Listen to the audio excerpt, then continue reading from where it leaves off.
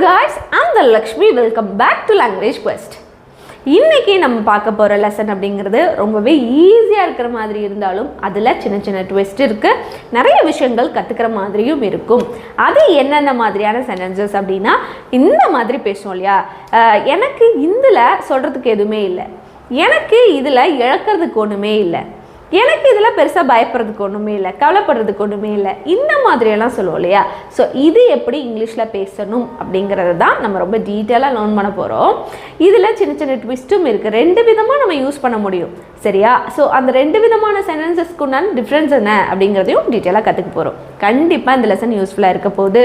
So இது வரைக்கும் நம்ம சேனலை சப்ஸ்கிரைப் பண்ணாதவங்க சப்ஸ்கிரைப் பண்ணிவிட்டு பக்கத்தில் இருக்கிற பெல் ஐக்கானையும் கிளிக் பண்ணிக்கோங்க. அப்போ தான் நம்ம போடக்கூடிய வீடியோஸ் உங்களை தொடர்ந்து வந்து சேரும். அப்புறம் என்ன, without any further delay, let's get into the video. Just look at the board. I have nothing to say about it அப்படின்னா எனக்கு சொல்கிறதுக்கு ஒன்றும் இல்லை, இதை பற்றி சொல்கிறதுக்கு ஒன்றும் இல்லைன்னு அர்த்தம். அடுத்து செகண்ட் சென்டென்ஸ் பாருங்க, ஐ got nothing to say about it அப்படின்னாலும் எனக்கு இதை பற்றி சொல்கிறதுக்கு ஒன்றும் இல்லைன்னு தான் அர்த்தம். அப்போ இது ரெண்டுத்துக்கு உண்டான டிஃப்ரென்ஸ் என்ன? ஃபர்ஸ்ட் சென்டென்ஸை நம்ம என்ன மாதிரியான சுச்சுவேஷனில் யூஸ் பண்ணணும், செகண்ட் சென்டென்ஸை நம்ம என்ன மாதிரியான சுச்சுவேஷனில் யூஸ் பண்ணணும் அப்படிங்கிறத தெரிஞ்சுக்கிட்டு யூஸ் பண்ணணும், ஓகேவா? இப்போ ஐ have nothing to say about it அப்படிங்கிறத ஃபார்மலான சுச்சுவேஷனில் யூஸ் பண்ணுவோம். ரொம்ப ஃபார்மலாக ரைட்டிங், அதாவது எழுதும் போதெல்லாம் நம்ம என்னென்ன எழுதணும், ஐ ஹாவ் நத்திங் டு அப்படிங்கிற ஃப்ரேஸ் தான் நம்ம யூஸ் பண்ணி எழுதுவோம். ஆனால் ஐ got nothing to say about it அப்படிங்கிற சென்டென்ஸை என்னென்ன மாதிரியான சுச்சுவேஷனில் யூஸ் பண்ணுவோம்னா இன்ஃபார்மல் சுச்சுவேஷன், அதாவது ஃப்ரெண்ட்ஸ் கிட்டேயோ ரிலேட்டிவ்ஸ் கிட்டேயோ ரொம்ப க்ளோஸாக இருக்கவங்க கிட்டேயோ பேசும்போது ஐ got nothing to say about it அப்படிங்கிற மாதிரியான சென்டென்சஸ் வந்து நம்ம தாராளமாக யூஸ் பண்ணிக்கலாம். இதுதான் இது ரெண்டுத்துக்கும் இடையில் இருக்கக்கூடிய டிஃப்ரென்ஸு. இன்னொரு விஷயமும் நோட் பண்ணுங்கள். இப்போது ஐ ஹாவ் நத்திங் டு, இப்போ சப்ஜெக்ட் வந்து ஐ இருக்கா, அதே மாதிரி சப்ஜெக்ட்ஸ் வந்து ஐ, வி, யூ, தே இருந்ததுன்னு வைங்களேன், நீங்கள் ஹாவ் நத்திங் டு அப்படிங்கிற ஃப்ரேஸ் யூஸ் பண்ணி பேசிக்கலாம். அதாவது சொல்கிறதுக்கு ஒன்றுமே இல்லை, செய்கிறதுக்கு ஒன்றுமே இல்லை, ஓகேவா? பாருங்கள், ஐ, வி, யூ, தே இருந்ததுன்னா ஹாவ் நத்திங் டு, சொல்கிறதுக்கு ஒன்றுமே இல்லை, செய்கிறதுக்கு ஒன்றுமே இல்லை, எனக்கு இதில் இப்போ வருத்தப்படுறதுக்கு ஒன்றுமே இல்லை, இந்த மாதிரிலாம் சொல்கிறதுக்கு இந்த மாதிரி யூஸ் பண்ணலாம். அதே மாதிரி இப்போது ஹீ, ஷீ, இட்டு, நேம்ஸ் இருந்ததுன்னா நம்ம என்ன யூஸ் பண்ணணும், has nothing to, has nothing to அப்படிங்கிற ஃப்ரேஸ் யூஸ் பண்ணி தான் சொல்லணும். செய்யறக்கு ஒன்றும் இல்லை, பண்ணுறக்கு ஒன்றும் இல்லை, இந்த மாதிரிலாம், ஓகேவா? ஆனால் இந்த செகண்ட் சென்டென்ஸ் இருக்கு இல்லையா, I got nothing to say about it, I got nothing to டூவோ இல்லை செய்யறக்கோ பண்ணுறக்கோ இல்லை வருத்தப்படுறக்கோ இந்த மாதிரிலாம் சொல்லும்போது சப்ஜெக்ட்ஸ் எதுவாக இருந்தாலும் சரி, சப்ஜெக்ட்ஸு எதுவாக இருந்தாலும் நம்ம சிம்பிளாக என்ன போட்டுக்கலாம், காட் நத்திங் டு அப்படிங்கிறது யூஸ் பண்ணி பேசிக்கலாம். ஐ got nothing to loose, I got nothing to right, இந்த மாதிரியெல்லாம் நம்ம தாராளமாக யூஸ் பண்ணி காட் நத்திங் டு அப்படிங்கிறத யூஸ் பண்ணி பேசிக்கலாம். இதுதான் டிஃப்ரென்ஸு. ஸோ நிறைய சென்டென்சஸ் வந்து டிஸ்கஸ் பண்ண போகிறோம், ஈஸியாக புரிய போகுது. இப்போது இங்கே கொடுத்துருக்கக்கூடிய எல்லா சென்டென்சஸையுமே ஹேஸ் இல்லைன்னா ஹேவ் நத்திங் டு யூஸ் பண்ணியும் காட் நத்திங் டு யூஸ் பண்ணியுமே பேசலாம், ஓகேவா? சரி, ஃபர்ஸ்ட் ஒன் பாருங்கள், இந்த நிலையில் எனக்கு இழப்பதற்கு ஏதும் இல்லை, இந்த நிலைமையில் எனக்கு இழப்பதற்கு எதுவும் இல்லை அப்படின்னு சொல்லியிருக்கிறோம். ஸோ இதை எப்படி இங்கிலீஷில் மாற்றலாம் அப்படின்னா இந்த நிலைமையில் எனக்கு இழக்கிறதுக்கு அப்படின்னு சொல்லியிருக்கிறோம். ஸோ ஃபர்ஸ்ட் வந்து சப்ஜெக்ட் போட்டுக்கணும், ஐ, எனக்குன்னு சொல்லியிருக்கிறதுனால ஐ போட்டுக்கும், I got nothing, I got nothing, I got nothing to lose, இழப்பதற்கு ஏதும் இல்லை அப்படின்னு சொல்லும்போது I got nothing to lose இந்த நிலையில் அப்படின்னா இந்த சிச்சுவேஷன் போடும், ஓகேவா? இது ஏன் I have nothing to lose இந்த சிச்சுவேஷன் சொல்லலாம், அது ஃபார்மலான சிச்சுவேஷனில் நம்ம சொல்லலாம், ஓகேவா? நெக்ஸ்ட் ஒன் பாருங்க, எனக்கு உங்ககிட்ட மறைக்க ஒன்றும் இல்லை, உங்ககிட்ட எனக்கு மறைக்கிறதுக்கு ஒன்றும் இல்லை அப்படி சொல்லியிருக்கிறோம். ஸோ இது எப்படி எனக்கு அப்படிங்கிறனால எகெயின் சப்ஜெக்ட் வந்து ஐ, இந்த இடத்துல I got nothing, I got nothing, nothing to, மறைக்க அப்படின்னா ஹைட் அப்படின்னு சொல்லலாம், ஓகேவா? Hide, I got nothing to hide, உன்கிட்ட அப்படின்னா ஹைட் ஃப்ரம் யூன்னு சொல்லலாம், from you. I got nothing to hide from you அப்படின்னு சொல்லலாம். ஓகேவா? ஃபர்ஸ்ட் ஆஃப் ஆல் இந்த I got nothing to அப்படிங்கிறது கிராமட்டிக்கலி ராங்கான சென்டென்ஸ். ஆனால் நம்ம ஏன் யூஸ் பண்ணுறோம் அப்படின்னா I got nothing to அப்படிங்கிற ஃப்ரேஸை தான் நம்ம கேஷுவலாக பேசும்போது நம்ம யூஸ் பண்ணுவோம். ரொம்ப கேஷுவலான இங்கிலீஷில் பேசும்போது யூஸ் பண்ணுறதுக்கு ரொம்ப கரெக்டாக இருக்கும் I got nothing to அப்படிங்கிறது. ஓகேவா? பட் கிராமட்டிக்கலாவோ இல்லை எழுதும் போதோ நம்ம யூஸ் பண்ண முடியாது, அஃபிஷியலாகவும் யூஸ் பண்ண முடியாது. I got nothing to அப்படிங்கிற ஃப்ரேஸுன்றதை தெளிவாக நம்ம ஞாபகம் வச்சுக்கணும். ஓகே, அடுத்தது அவளுக்கு இதில் புகார் கூற ஒன்றும் இல்லை. அவளுக்கு இதில் புகார் கூறுறதுக்கு ஒன்றும் இல்லை. புகார் கூறுறதுன்னா கம்ப்ளைண்ட் பண்ணுறதுக்கு ஒன்றும் இல்லை அப்படின்னு சொல்லியிருக்கிறோம்.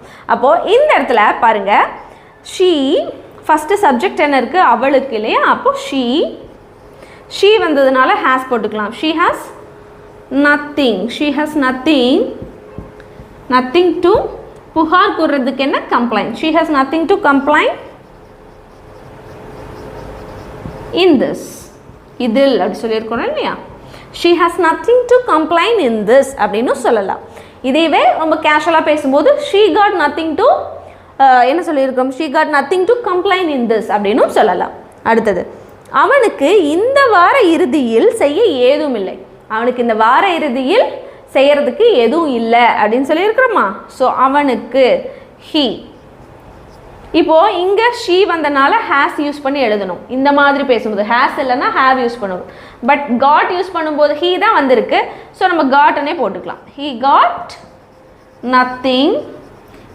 நத்திங் டு என்னது, செய்ய ஏதும் இல்லைன்னு சொல்லியிருக்கோம். நத்திங் டு டூ, இந்த வார இறுதி. Nothing to do this weekend.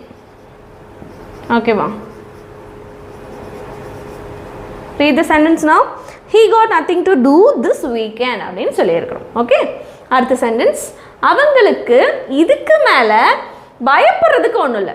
அவங்களுக்கு இதுக்கு மேலே பயப்படுறதுக்கு ஒன்றும் இல்லை அப்படின்னா எப்படி எழுதலாம்? அவங்களுக்குங்கிறது சப்ஜெக்ட் இல்லையா? they got nothing to பயப்படுறதுக்கு nothing to fear இதுக்கு மேலே அப்படி சொன்னனால ஃபியர் எனிமோர் அப்படின்னு எழுதலாம். ஓகே, இனிமேல, இதுக்கு மேலே, இனிமேலெல்லாம் சொல்லும்போது எனிமோ அப்படிங்கிறது போடலாம். read the sentence now. they got nothing to fear anymore அப்படின்னு சொல்லலாம். அடுத்தது நமக்கு வீட்டில் சாப்பிட ஏதும் இல்லை. ஏதாவது ஆர்டர் செய்யலாம். நமக்கு வீட்டில் சாப்பிட்றதுக்கு எதுவுமே இல்லை, ஒன்றுமே இல்லை, ஆர்டர் பண்ணலாம். இது எப்படி எழுதலாம்? நமக்கு we got nothing to என்னது, சாப்பிட ஏதும் இல்லை. we got nothing to eat. எங்க, வீட்டில். at home, we got nothing to eat at home. ஏதாவது ஆர்டர் செய்யலாம். let's order something அப்படின்னு சொல்லலாம். ஓகேவா? இதுவே இப்படியும் சொல்லலாம். we have nothing to eat at home, let's order something. But அது கொஞ்சம் ஃபார்முலா இருக்கும். நம்ம எவ்ரிடே பேசும்போது ரொம்ப கேஷுவலாக பேசணும்னா காட் நத்திங் டு அப்படிங்கிறது பேசும்போது யூஸ் பண்ணால் ரொம்பவே பெட்டராக இருக்கும். அது கொஞ்சம் சரியாகவும் இருக்கும். ஓகேவா? எழுதும்போது ஹேவ் நத்திங் டு அப்படிங்கிறது யூஸ் பண்ணுங்கள். அடுத்தது அவனுக்கு எதிராக எனக்கு ஏதும் இல்லை, ஆனால் அவனை நம்ப மாட்டேன். அவனுக்கு எதிராக எனக்கு ஒன்றும் இல்லை, பட் அவனை நான் நம்ப மாட்டேன். ஸோ இது எப்படி எழுதலாம்? அவனுக்கு எதிராக எனக்கு ஏதும் இல்லை. அவனுக்கு எதிராக எனக்கு அப்படிங்கிறத இந்த இடத்துல சப்ஜெக்ட் இல்லையா? I got nothing எதிராக against.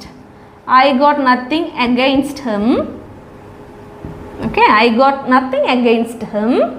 ஆனால் but அவனை நம்ப மாட்டேன். but I don't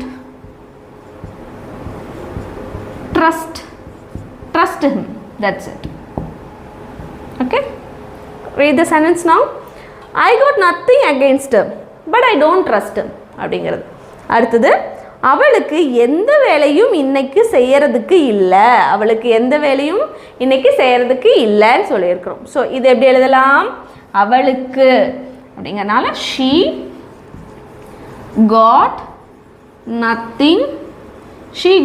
nothing to do எந்த வேலையும் அப்படின்னு சொல்லியிருக்கிறோம் இல்லையா, எந்த வேலையும் அப்படிங்கறனால she got nothing to do any work. Any work இன்னைக்கு, today. She got nothing to do any work today அப்படின்னு சொல்லலாம். Let's move on to the next sentence. எனக்கு டிவியில் நல்லதாக பார்க்க எதுவுமே இல்லை அப்படின்னு சொல்லியிருக்கோம். டிவியில் பார்க்கறதுக்கு எதுவும் நல்லதாக இல்லை. சரி, இதில் சப்ஜெக்ட் என்ன? எனக்கு. ஐ எதுவுமே இல்லை. I got nothing. I got nothing. என்னது? nothing நல்லதாகன்னு சொல்லியிருக்கோம். nothing good. nothing good. பார்க்க, to watch. nothing good to watch. TVல, on TV. That's it. Read the sentence now. I got nothing good to watch on TV அப்படின்னு சொல்லணும். அடுத்தது பாருங்க, நான் எல்லாத்தையும் முயற்சி செய்தேன், எதுவும் சரியா வரல. நான் எல்லாத்தையும் முயற்சி செஞ்சேன், ஆனால் எதுவும் சரியாக வரல அப்படின்னு சொல்லியிருக்கிறோம். ஸோ இது எப்படி மாற்றலான்னா, நான் எல்லாத்தையும் முயற்சி செய்தேன். I tried everything. I tried everything but எதுவும் சரியாக வரல. இது எப்படி போடலாம்? I got nothing, எதுவும் சரியாக வரல. I got nothing that works அப்படின்னு போடலாம். எதுவுமே ஒர்க் அவுட் ஆகலை அப்படிங்கும்போது கூட I got nothing that works அப்படின்னு சொல்லலாம். ஓகேவா? Just read the sentence. I tried everything but I got nothing that works அப்படின்னு சொல்லலாம். அடுத்தது, அந்த மீட்டிங்கில் இருந்து எதுவும் பயனுள்ளதாக இல்லை.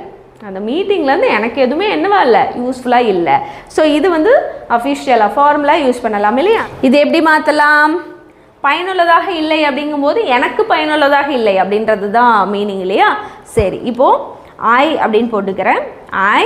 இது வந்து மீட்டிங் அப்படிங்கிறதெல்லாம் அஃபிஷியலாக இருக்கும் இல்லையா?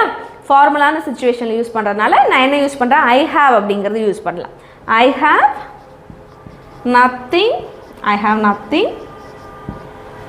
Nothing useful. பயனுள்ளதாக, ஐ ஹாவ் நத்திங் யூஸ்ஃபுல்.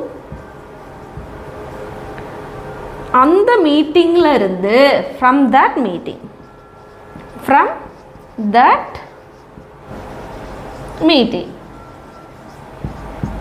ரீட் பண்ணுங்க. ஐ have nothing useful from that meeting. எனக்கு அந்த மீட்டிங்லேருந்து பெருசாக யூஸ்ஃபுல்லாக எதுவுமே இல்லை அப்படி சொல்கிறது. அடுத்தது பாருங்க, எங்கள் ஃப்ரிட்ஜில் எதுவுமே இல்லை, நாங்கள் சில காய்கறிகள் வாங்கணும் அப்படிங்கிறதையும், எனக்கு உங்ககிட்ட புதுசாக சொல்கிறதுக்கு ஒன்றும் இல்லை. இப்படி இந்த சென்டென்ஸையும், இந்த ரெண்டு சென்டென்ஸையும் யார் தான் மாற்ற போகிறீங்க? நீங்கள் தான் மாற்றணும். ஓகேவா? இது ரெண்டுமே ரொம்ப கேஷுவலாக பேசுகிற மாதிரி இருக்கு இல்லையா? So I got nothing to அப்படிங்கிறது யூஸ் பண்ணியே மாற்றி காமெண்ட்டில் போடுங்க. கண்டிப்பாக நான் செக் பண்ணுறேன். ஓகேவா? இதோட இன்றைக்கான கிளாஸை நம்ம சூப்பராக முடிச்சாச்சு. கண்டிப்பாக இன்றைக்கான லெசன் ரொம்பவே யூஸ்ஃபுல்லாக இருக்கும்னு நினைக்கிறேன். நீங்களும் அதே மாதிரியே நினச்சிங்கன்னா நீங்கள் செய்ய வேண்டிய ஒரே விஷயம், நம்ம வீடியோவை உங்கள் ஃப்ரெண்ட்ஸ் அண்ட் ரிலேட்டிவ்ஸ்க்கு யாருக்கு தேவைப்படுமோ அவங்களுக்கு ஷேர் பண்ணிவிடுங்க. நம்ம சேனலை இது வரைக்கும் சப்ஸ்கிரைப் பண்ணாதவங்க சப்ஸ்கிரைப் பண்ணிவிட்டு பக்கத்தில் இருக்கிற பெல் ஐக்கானையும் கிளிக் பண்ணிக்கோங்க. அப்போ தான் நம்ம போடக்கூடிய வீடியோஸ் உங்களை தொடர்ந்து வந்து சேரும். நான் உங்களை இன்னொரு யூஸ்ஃபுல்லான வீடியோவில் பார்க்குறேன். Until then, take care. Bye-bye.